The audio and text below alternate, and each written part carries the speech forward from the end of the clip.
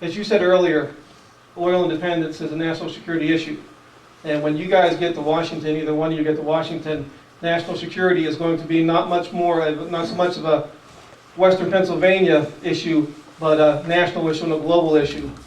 What will you gentlemen do when you get to Washington that will enable our fighting men and women to do the job that they were intended to do, to defend this country from all enemies, foreign and domestic, and also what will you guys do to ensure their benefits are there, their health care is there, and everything they need when they come home after serving gallantly for this country is there for them. Thank you. There you go.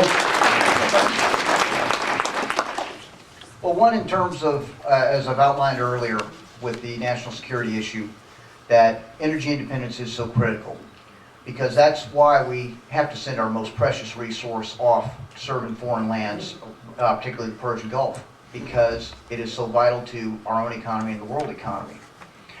By achieving energy independence, we can reduce that threat and make it less strategically important for us to send men and women into harm's way in that region.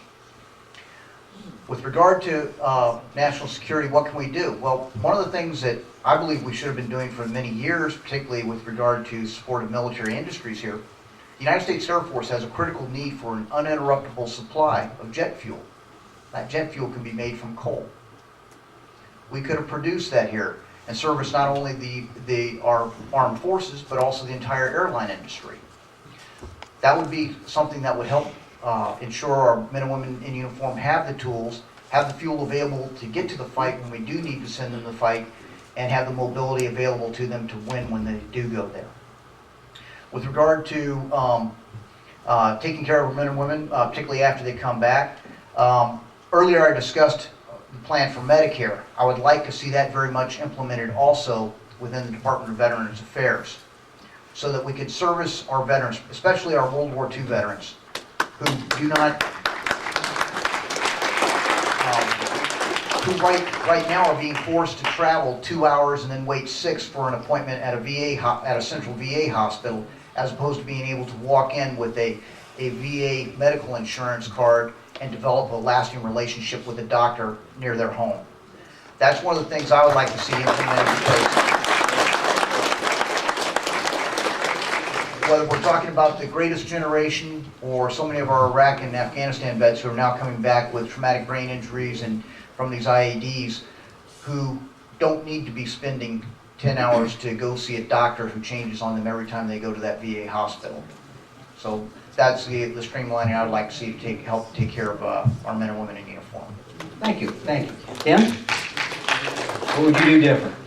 Well, let me add to that, because I wouldn't disagree with any of those, but I think in general, I think the United States has to have a different attitude with not only securing the country, but defending its own soldiers, you know, the fighting men and women.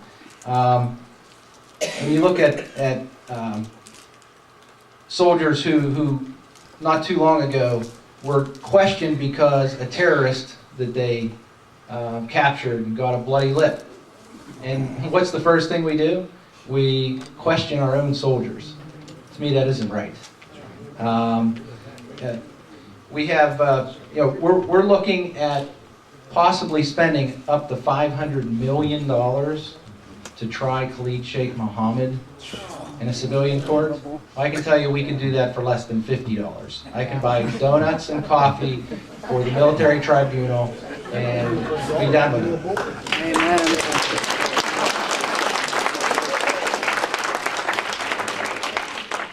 I mean, in general, I think we need a different attitude. We shouldn't be trying to figure out how to appease the people who are trying to kill us, destroy our country, and we shouldn't apologize for kicking the crap out of them. Thank you. I still want you guys to be straightforward with it. Who's next?